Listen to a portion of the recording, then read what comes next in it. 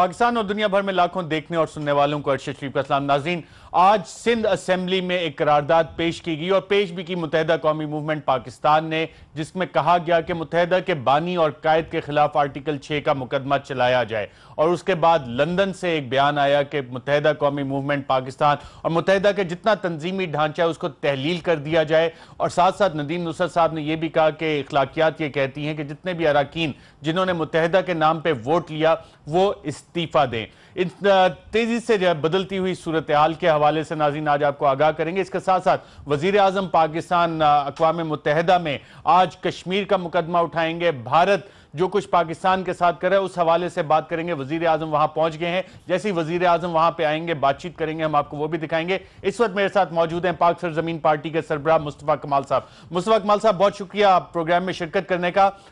आज हमने देखा कि मुत्तहिदा कौमी मूवमेंट पाकिस्तान और मुत्तहिदा लंदन से जो बयान आया कि इस्तीफा दें, आप समझते हैं कि मुत्तहिदा कौमी मूवमेंट पाकिस्तान, फारूक सत्तार साहब कहते हैं कि जनाब हम कोई इस्तीफा नहीं देंगे, हम 23 तारीख को लाताल्लुकी का ऐलान कर चुके हैं, तो अब सिचुएशन क्या बनने जा रही है मुत्तहिदा की?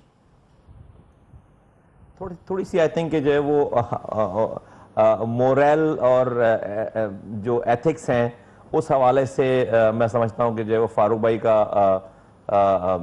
इस हवाले से नदीम वेट थोड़ा सा कम हो रहा है जब वो इस बात पे इंसिस्ट करते हैं कि नहीं वो एमक्यूएम उनकी है और वही एमएनए एमपीएज हैं और कोई मसला नहीं है। देखिए एमक्यूएम का एक हिस्ट्री रही है, अल्ताफ हुसैन साहब ही इंटरव्यूज़ करते हैं सारे एमएनए एमपीएज की, वही उनको सेलेक्ट करते हैं फाइनली, वही उनको टिकट देते हैं, वही उनके लिए तकारीर करते हैं जलसों में जाकर, वही तमाम इलेक्शन कैंपेन की उन्हीं के कहने पर जो है वो फंडिंग दी जाती हैं, चीज़ें होती हैं। तो और लोग भी अल्ताफ, और ये स्लोगन रहा है एमक्यूएम का और हमेशा से रहा है कि भाई अल्ताफ हुसैन के नाम पर वोट पड़ता है। तो इस बात में तो नदीम नुसरत साहब की जो है वो है वजन कि भाई ये तमाम लोग अपनी कैपेसिटी में, कोई भी जागीरदार वडेरा तो है नहीं कि किसी ने अपनी कैपेसिटी में अपनी बरादरी के बेस पर जाकर इलेक्शन लड़ा हो, और वो और फिर वो मैं समझता हूं कि वो क्लैरिटी भी नहीं आती कि आप कोई खामखी में आपके पास बैगेज है। तो मैं समझता हूं कि इसमें फारूक सत्तार भाई के ऊपर ये थोड़ी सी दुश्वारी आ गई है, और उसमें मैं समझता हूं कि नदीम नुसरत साहब और अनवर साहब जो बात करेंगे, भाई ग्रेस ये डिमांड करती है कि इज्जत की बात यह है कि आप अगर किसी से लाताल्लुक हो रहे हैं तो आप उसकी दी हुई चीज से भी लाताल्लुक हों। बिल्कुल मुस्तफा कमाल साहब, जिन लोगों ने पहले मुत्तहिदा छोड़ी और आपके साथ आके पाक सरजमीन पार्टी का हिस्सा बने, उन्होंने भी इस्तीफे दिए। आप क्या समझते हैं फारूक सत्तार साहब और मुत्तहिदा कौमी मूवमेंट पाकिस्तान जो अपने आप को कह रही है, वो इस्तीफे देने के हक में क्यों नहीं है? आई थिंक शायद उनको अपनी या तो अभी तक अपनी स्ट्रेंथ पे, अपनी लोगों की एक्सेप्टेंस पे शायद बहुत ज़्यादा कॉन्फिडेंस नहीं है उनको, या मुझे समझ में नहीं आती बात जब वो क्लेम करते हैं कि सब लोग उनके साथ हैं और सारा सतला है, तो और अवाम भी उनके साथ है और उनके पास बहुत बड़ा विजन है, सारी चीज़ें, तो उनको एमक्यूएम क्यों चाहिए, उनको एमक्यूएम की सीट क्यों चाहिए, उनको एमक्यूएम का 9-0 खुलना क्यों चाहिए, उनके एमक्यूएम के ऑफिसेस क्यों चाहिए? तो मैं समझता हूं कि ये तो एक कंफ्यूजन क्रिएट कर रही है कि नहीं, फिर आप समझते हैं कि भाई आपको कहीं ना कहीं एमक्यूएम, वो अल्ताफ हुसैन वाली एमक्यूएम का कवर चाहिए, अल्ताफ हुसैन की ऑर्गेनाइज की हुई ऑर्गेनाइजेशन के बेनिफिट्स को आपको लेना है, या उनकी दी हुई सीट्स चाहिए? आपको शायद ये खदशा है कि आप इंडिविजुअली जाएं तो वो ना कर पाए। मैं समझता हूं कि वो तो फिर भी खत्म हो जाए ना, साल 1.5 साल में आपकी मिनिस्ट्रीज और एक सारी चीजें खत्म हो जाएंगी। फिर एक सबसे बड़ी बात यह कि देखिए ऑर्गेनाइजेशन इनके पास नहीं आई है।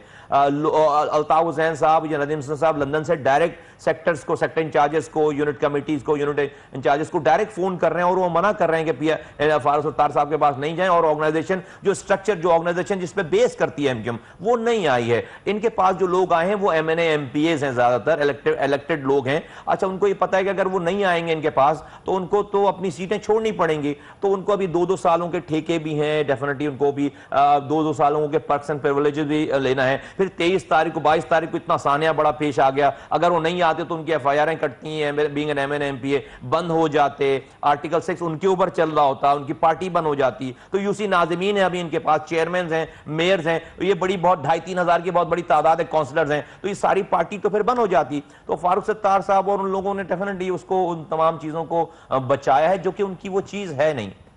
बिल्कुल, मुस्तफा कमाल साहब ने मेयर का भी जिक्र किया, और जब मेयर और डिप्टी मेयर इन्होंने कस्मिया एक वादा किया था, जो ओथ लिया था, और फारूक सत्तार साहब ने ओथ लिया, किसके नाम पे ओथ लिया था और क्या कहा गया था, वो भी जरा नाजरीन को एक दफा सुनाते हैं कि वसीम अख्तर साहब, अरशद वोरा साहब जब मेयर और डिप्टी मेयर इलेक्ट हुए, बाकी लोग, तो उन्होंने ओथ क्या लिया था, क्या कहा था, आइए सुनते हैं। कस्मिया इकरार करता हूं, मेरी जात, शख्सियत, तालीम, खानदान, शक्ल सूरत या जाती ताल्लुकात की बुनियाद पर वोट देकर मुंतखब नहीं किया, बल्कि सिर्फ और सिर्फ कायदे तहरीक अल्ताफ हुसैन की वजह से वोट देकर मुंतखब किया है। मैं कायदे तहरीक अल्ताफ हुसैन को यकीन दिलाता हूं कि मैं जी मुस्तफा कमाल साहब, ये वो ओथ था जो लिया गया, कस्मिया ये बात कही गई, और मैंडेट जो था वो मुत्तहिदा के कायद के नाम पे लिया गया। फारूक सत्तार साहब भी ओथ ले रहे थे। अब समझते हैं कि जो बात अरकान असेंबली के लिए कही गई नदीम नुसरत साहब की तरफ से, वो वसीम अख्तर साहब और मेयर और डिप्टी मेयर उन दोनों के लिए भी है, या कि वो एक्सेप्शन की गई है इस बयान में क्योंकि उनका जिक्र नहीं आया? नहीं, सही है, ये सबके लिए है, जो लोग भी लाताल्लुक कर रहे हैं और वो एमक्यूएम 22 तारीख से पहले वाली सीटों पे हैं, उनके जीते हुई चीज़ों के ऊपर है, वो सब कुछ अल्ताफ हुसैन साहब का ही है, वो सब कुछ एमक्यूएम का ही है। देखिए, मैं इस वाली बात पे किसी को बिल्कुल डाउट नहीं होना चाहिए, मेरे तो सारे इख्तलाफात हैं, लेकिन भाई एमक्यूएम अल्ताफ हुसैन है और अल्ताफ हुसैन एमक्यूएम है। अगर आपको अल्ताफ हुसैन से इख्तलाफात हैं और वो सही नहीं हैं और आप देख रहे हैं कि वो गलत काम कर रहे हैं, तो आपको एमक्यूएम छोड़नी पड़ती है। ऐसा हो नहीं सकता कि आप जो है वो एमक्यूएम पे आईनी तब्दीली कर लें और कहें कि जी आज से सरबराह हम हैं। और मैं तो उसकी डिटेल में मैं एम्बेरस नहीं करना चाहता कि इन लोगों ने, जब हम आए थे 3 मार्च को, और इन्होंने क्या क्या बातें की थी कि हमारा बाप एक है और हमारा फलां एक है और कायद बाप होता है और ऐसे होता है, पता नहीं क्या क्या ड्रामे बाजियां सारी।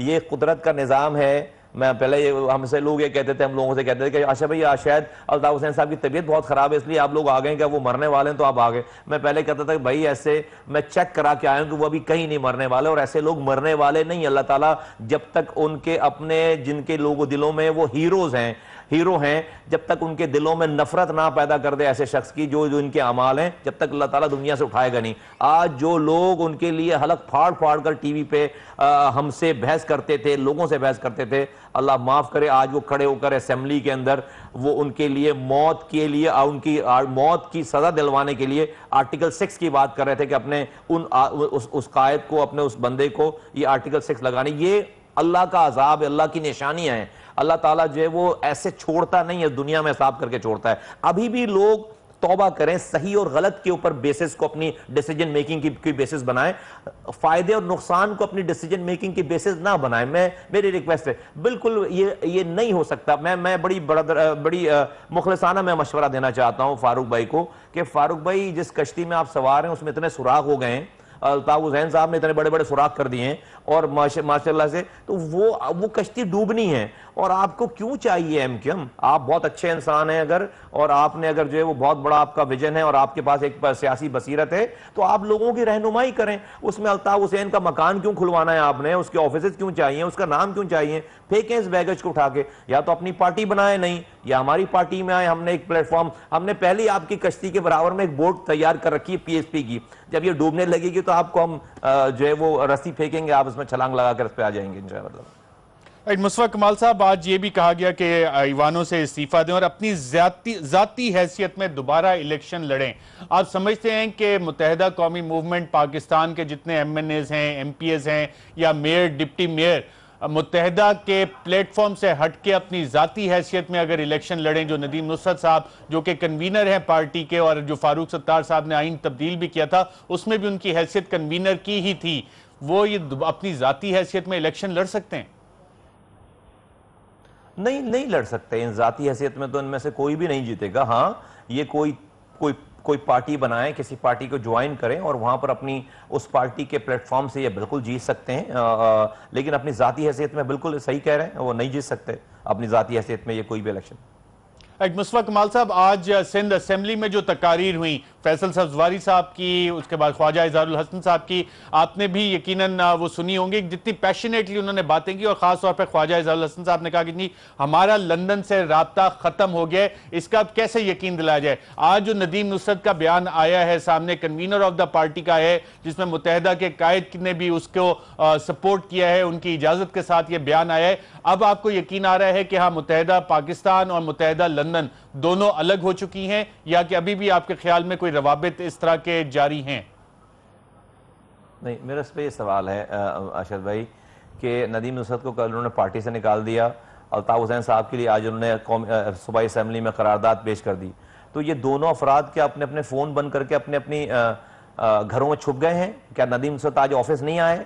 क्या अल्ताफ हुसैन साहब ने आज जो है वो कोई अपनी पार्टी की जो काम करते थे वो काम उन्होंने आज नहीं किया है? नहीं, ऐसा नहीं है। वो तमाम जोरों शोर से सारे काम कर रहे हैं, सारी बातें कर रहे हैं, सब चीजें कर रहे हैं। वो इनकी करारदाद से वो अपनी एक्टिविटीज को बंद करने वाले नहीं है। ये इसी तरीके से है कि जिस तरह से हम सुनते चले आ रहे हैं पिछले 50 सालों से कि कश्मीर के खिलाफ, कश्मीर की आज़ादी के लिए तमाम पाकिस्तान की असेंबलियों में करारदादें पेश होती हैं कि कश्मीर आज़ाद करो। अशद भाई, क्या कश्मीर आज़ाद हो गया? क्या इंडिया ने कश्मीर को आज़ादी दे दी है? क्या इंडिया में कश्मीर को के लोगों के ऊपर जुल्म बंद कर दिया है? इन करारदादों से अल्ताफ हुसैन की सेहत पे क्या फर्क पड़ रहा है, या नदीम नुसरत की सेहत पे क्या फर्क पड़ रहा है? बिजनेस एज यूजुअल है। क्या अल्ताफ हुसैन साहब या नदीम नुसरत साहब जो यहाँ पाकिस्तान में, उन्होंने अभी फोन करना बंद कर दिए क्या सेक्टर इंचार्जेस को? वो कॉल नहीं कर रहे हैं क्या? वो सेक्टर वालों को कॉलें नहीं आ रही हैं, चीजें नहीं हो रही, सारी चीजें नहीं, ये नहीं होता इस तरीके से। किसको फ्रॉड, किसको धोखा दे रहे हैं, किससे बातें कर रहे हैं? हम जानते हैं, क्योंकि मैं भी इनको एम्बेरस नहीं करना चाहता। अच्छा भाई, जो भी हमने बात की थी 6 माह से, देखिए ये तो इसी तरीके से कि आपने अभी 1 महीने में देखें आप इनके कितने इंस्टांसेस थे, और सारे इंस्टांसेस जो है वो एक के बाद दूसरे वो कॉन्ट्रडिक्ट करते चले गए। पहले ये आए तो कहा कि जी उनकी दिमागी दबाव है उनके ऊपर, और 23 तारीख को, और हम वो कायदे तहरीक से बानी तहरीक हो गए। उसके बाद थोड़ा सा और रसवाई हुई तो फिर कहने लगे कि जनाब वो अल्ताफ साहब हो गए। उसके बाद थोड़ी सी और रसवाई हुई तो फिर आइन निकाल लिया, उसमें से डिलीट कर दिया। फिर थोड़ी सी और रसवाई हुई तो वहां के लंदन के 4 ट्वीट्स जो है करने वालों को जो है वो सरजनिश कर दी। फिर नदीम नुसरत को उन्होंने इंटैक्ट रखा कि वो कन्वीनर हैं। भाई आपने जब उनको अलग कर दिया तो नदीम नुसरत, मैं पहले ही कहता था भाई नदीम नुसरत कन्वीनर किस काम, किस चीज के हैं? वो तो वहीं से इंस्ट्रक्शन लेंगे, उनकी सैलरी पर, अल्ताफ हुसैन साहब की सैलरी पे वो काम करते हैं वहां पे। आपने उनको कन्वीनर रखा हुआ है। फिर आपने नदीम नुसरत ने काम कर दिया सारा, आपने 2 दिन पहले आपने अब उनको निकाल दिया। आज आपके ऊपर ये पोजीशन आ गई कि भाई आपको इनके खिलाफ, चूंकि तमाम पार्टीज ने आर्टिकल असेंबली में अपने करारदाद पेश कर दी, आप भी चले गए, आपके पास ऑप्शन ही नहीं रह गया था। मैं कह रहा हूं कि इतनी ड्रामेबाजी की क्या जरूरत है? बोलो ना, इतना ज़र्फ पैदा करो कि मुस्तफा कमाल और अनीस कायम खानी जो बात लेकर आए थे 3 मार्च को, एक एक बात ठीक है यार, वो एक एक बात ठीक है सारी। अल्ताफ हुसैन 22 तारीख कोई गद्दार वतन नहीं हुए। अल्ताफ हुसैन सालों से गद्दार, उनकी कोई 22 तारीख को मोबाइल के सिम निकालकर उनके अंदर से कोई जो है वो मोटरोला की या कोई मोबाइल लिंक की निकालकर कोई टेलीनॉर की सिम नहीं डाल दी, या पाकिस्तान की सिम निकालकर इंडिया की सिम नहीं डाल दी। ओ भाई, हम जो बात कर रहे हैं पागल नहीं है, हमने चीजें देखी हैं, तो आकर अब इतना बड़ा रिस्क ले रहे हैं ना, तो इस ज़र्फ पैदा करें कि हाँ हम जो बातें करते चले आ रहे हैं, जिस पे आप कल तनकीद करते थे, मेरी उस तनकीद के ऊपर मैं आपको कुछ नहीं कहूंगा, मैं आपको एम्बेरस भी नहीं कहूंगा, लेकिन इतना ज़र्फ पैदा कीजिए कि हाँ हम में करेज ज्यादा थी, हमने स्ट्रेट टॉक की है, हमने ये नहीं देखा कि फायदा नुकसान, हमने ये देखा कि सही और गलत, और हमने जो बात की वो बातें प्रूव्ड हो गई सारी। तो अभी थोड़ा सा और टाइम लगेगा। मैं कहता हूं फारूक भाई को कि फारूक भाई आपके लिए परेशानियां पैदा करेंगे। अल्ताफ हुसैन साहब लोग भेजेंगे आपके मजमे में, वो आपके साथ बदतमीजी करेंगे। अल्ताफ हुसैन आपके लेफ्ट राइट पे खड़े हुए एमएनए एमपीएस को डायरेक्ट कॉलिंग करेंगे, वो आपके साथ बदतमीजियां करेंगे। आधे लोग गायब हो जाएंगे, आधे लोग मुखबरी करने आएंगे। क्यों इन चक्करों में पड़ रहे हैं यार? क्यों अपनी जो जिंदगी खराब कर रहे हैं? क्यों फिर दोबारा एक कौम को जो है वो हिजान में लेकर आए? आप अच्छे आदमी हैं, आपके साथ अगर लोग अच्छे हैं, सारे लोग, आप अपने अपने बलबूते पे सियासत कीजिए ना, रहनुमाई कीजिए लोगों की, और लोगों को अपना मैसेज दें, अपनी कॉल दें। आपको क्यों 90 खुलवाना है? आपको क्यों आपको सेक्टर ऑफिस खुलवाना है? आपको क्यों जो है वो एमकेएम का टैग चाहिए? आपको क्या कोई कंफ्यूजन है अपने बारे में? मुशफ़क़ कमाल साहब, आप ख्वाजा इजहारुल हसन साहब ने, आपने 22 अगस्त का जिक्र किया। उन्होंने, लीडर ऑफ द अपोजिशन है सिंध असेंबली के, उन्होंने कहा कि 22 अगस्त की रात बहुत मुश्किल थी और उनके लिए बड़ा आसान फैसला था कि 1 घंटे में अगर वो आपकी पार्टी ज्वाइन कर लेते तो मुश्किलात ना होती, लेकिन उन्होंने एक मुश्किल रास्ते का फैसला किया, मुश्किल फैसला किया कि नहीं, इसी मुत्तहिदा कौमी मूवमेंट को हम लेके आगे चलेंगे और जिन लोगों ने वोट दिया है उनके मसाइल हल करने की कोशिश करेंगे। कैसे देखते हैं आप इस बयान को? वो ठीक फरमा रहे हैं कि अगर मेरी पार्टी ज्वाइन कर लेते तो उनको मुश्किलात में आसानी हो जाती। क्यों होती पता है? इसलिए कि मैं रॉ का एजेंट नहीं हूं, इसलिए कि मैं इस मुल्क के खिलाफ काम नहीं कर रहा हूं, इसलिए कि मेरी इंटीग्रिटी है। मेरे नाम के साथ, अल्लाह का शुक्र है कि इतनी इंटीग्रिटी है कि मेरे नाम के साथ जुड़ने वाले को ये पता है दुनिया को कि ये गलत काम नहीं करने देगा। बिल्कुल उनके ऊपर लोग, उनका ट्रस्ट लेवल उनके ऊपर लोगों का बढ़ जाता। उन्होंने जो काम किया है, उन्होंने वो जो सुबह जाकर जो उन्होंने प्रेस कॉन्फ्रेंस की है, उन्होंने अगर ये वाली बात की तो उसके ऊपर जवाब दे तो मेरा लेवल बनता नहीं है खैर उनसे उनकी बातों का जवाब देना। मैं सिर्फ एक सिनेरियो पेश करना चाहता हूं। देखिए 22 तारीख को जो अल्ताफ हुसैन साहब ने इन लोगों के साथ कर दिया, जो ये 3 मार्च से ये उसकी नफी करते चले आ रहे थे, 22 तारीख को अल्लाह ताला ने ऐसे मोड़ पे ले आए इनको कि इनको ऑप्शन ही नहीं रह गया इनके पास, तो इनको वहां से डिसओन करना पड़ा। ये इसी तरीके से है कि क़यामत के दिन जब इंसान अल्लाह ताला की नाफरमानी करके पहुंचे कोई बंदा और उसको अल्लाह मियां दोज़ख की आग दिखा दे और उसके अमाल भी दिखा दे, अब दोज़ख की आग सामने जल रही है और उसके बाद वो कहे अल्लाह मियां से कि भाई मुझे वापस भेजो, अल्लाह मियां मैं अच्छे काम करके आता हूं। ये तो इसी तरीके से आपने जब एक बात नहीं मानी और पाकिस्तान के लोगों का गजब और गुस्सा देख लिया आपने कि अब आपके साथ होने क्या वाला है। क्या अल्ताफ हुसैन ने आपकी मौजूदगी में जो है वो पाकिस्तान मुर्दाबाद का नारा लगा दिया, आपको पढ़ रहे हैं झूठे, पूरा पाकिस्तान बक रहा है गालियां आपको, आप पकड़े गए रात में 22 तारीख को, रेंजर्स आपको ठुड्डे मार के लेकर जाती है, पूरा पाकिस्तान आपको गालियां बक रहा है। तो आप करते क्या भाई? आपको अपनी, अगर आप नहीं करते तो आपकी एमपीशिप जाती, आपके ऊपर आर्टिकल 66 आपके ऊपर लग रहा होता, आप जो है वो आपकी पार्टी बैन हो जाती, आपकी एमपीशिप खत्म हो जाती, आप जो है वो जेलों में चले जाते, आपकी निजामत, आपकी मेयरशिप खत्म हो जाती और पूरा पाकिस्तान जो है तालियां बजा रहा होता। आपने तो उस जहन्नम की आग को देखकर अच्छा रास्ता इख्तियार किया है ना। तो फर्क थोड़ा सा करो ना, थोड़ा सा फर्क करो। अपनी जुबान खोलने से पहले सोचो कि क्या बोल रहे हो। दूसरों के पास भी जो है वो है जुबान। मैं एम्बेरस करना नहीं चाहता, मैं अभी भी कहता हूं तौबा करें लोग ना, अभी भी इन चक्करों में ना पड़े, तौबा करें और हमारे दरवाजे सबके लिए खुले। और मैं किसी से दुश्मनी भी नहीं करना चाहता, मैं तो बैठना चाहता हूं, मैं बैठ जाऊंगा किसी के साथ भी। मैं ये बातें सामने बैठ के भी कर सकता हूं, मेरी कोई दुश्मनी थोड़ी है किसी से। मैं फारूक सत्तार साहब के सामने बैठकर ये वाली बात कर सकता हूं कि भाई आप किन चक्करों में पड़े हैं। मैं बोल रहा हूं, चले अभी सामने बोल रहा हूं आपके कि भाई किन चक्करों में पड़े, आपको जो है वो अभी भी ठीक रास्ता इख्तियार करना चाहिए। आप ये बिट्स एंड पीसेस में जो अपनी चीजों को क्यों ठीक कर रहे हैं मजबूरन? राइट। मुस्तफा कमाल साहब, आपकी बातों से जो मुझे अंदाजा हो रहा है और जो आज बयान भी आया है, उसमें क्या आपको ये चीज लग रही है कि एमएनए की सीट बचानी है, एमपीए की सीट बचानी है, मेयरशिप बचानी है, इसलिए ये इकदाम लिया गया है, या कि और वजूहात है जो कि आज असेंबली में बयान की गई हैं? इसके अलावा ये जो आपने चीजें की ये भी बचानी है, फिर प्लस अपने आप को गिरफ्तारी से बचाना है, अपने पर्सन प्रिविलेजेस बचाने हैं, उसके जो है वो ठेके हैं 2 सालों के। एक कैलकुलेशन करता है इंसान का, अभी 5-5 करोड़ की 2 अभी इंस्टॉलमेंट आनी है। अपनी लोगों ने कंपनियां बनाए रखी हैं, किसी के अपने कोऑर्डिनेटर जो है उसकी कंपनी बना रखी है, किसी ने अपने पीएस की कंपनी बना रखी है, किसी ने अपने नाम के भाइयों की कंपनी बना रखी है। ये सारी कैलकुलेशन है। मैंने जो पहले बात की फायदा और नुकसान, ये कौम वोम की बात करते हैं यार, मुझे जो है वो फिर मैं बड़ी मुश्किल से अपने आप को रोकता हूं कि भाई ये आपको यार कब से दर्द हो गया भाई कौम का, आपने तो अभी क्या मैं कहूं। एनीवेज फिर भी मैं कहता हूं कि भाई चलो, इंसान गलतियों का पुतला है, इंसान गुनाह करता है, गलती करता है, हम भी गुनाहगार लोग हैं, हम भी जो है सुबह शाम हमसे गलतियां सरसद होती होंगी, लेकिन अब तो ड्रैग ना करें ना इस आप मुहाजिर कार्ड इस्तेमाल कर रहे हैं, मुहाजिर कर रहे हैं, अब इस जख्मी मुहाजिर के जिस्म को ड्रैग ना करें, अब इसमें से सुई लगाकर, इंजेक्शन लगाकर इसमें से और खून ना निकालें, इसकी बोटियां और ना नोचें। Call spade and spade call. अभी भी आप जो ये काम कर रहे हैं इससे जो है कोई अच्छा होने वाला नहीं है। आपको अपनी सिर्फ शॉर्ट टर्म आपको अपने अपने गेन और बेनिफिट नजर, किसी तरह से लोग इधर उधर के सवालात ना करें और ये मान लें कि भाई आप जो है वो अलग हो गए और आप एमक्यू में। अच्छा भाई हम तो मान लेते हैं, अल्ताफ हुसैन भी मानेंगे, आपको नहीं मानेंगे? अल्ताफ हुसैन क्या जो है वो दुनिया फानी से चले गए हैं क्या? अल्ताफ हुसैन के मुंह में अब जुबान नहीं है, अल्ताफ हुसैन का पूरा ऑपरेशन खत्म हो गया। ओ भाई आप अभी आपके लेफ्ट राइट के लोगों को कॉलें आना शुरू हो गई, जाहिर सी बात है पूरी दुनिया में। कल अल्ताफ हुसैन साहब ने सबको फोन करके सारे सेटअप को कहा है कि ये जो लोग हैं जो ये जिन्होंने नदीम नुसरत को निकाला है, अभी तो कल तो ये कल तक तो ये वाली बात नहीं हुई थी, ये असेंबली वाली आर्टिकल 6 वाली और करारदाद वाली। सिर्फ नदीम नुसरत को निकाले जाने पर और 4 लोगों को निकाले जाने पर पूरी दुनिया में फोन करके कहा है कि भाई इनको गालियां बको, इनको थ्रेड करो और इनको कहो कि इस्तीफे दें। तो वो तो अभी मुझे पता है कितनी पानी में सारे लोग, 2-2 कॉलें आएंगी इधर उधर से, तो ये भाग रहे होंगे और ये छोड़ रहे होंगे सारी चीजें, या तो उनके मुखबर बन जाएंगे कि भाई। तो ये नहीं चलना ये सारा ड्रामा। अशद भाई मैं जानता हूं इस पार्टी को, इस सारे मॉडस ऑपरेंडी को, ये नहीं चलना सारा सिलसिला, टाइम जाया होगा, ना करें ये काम।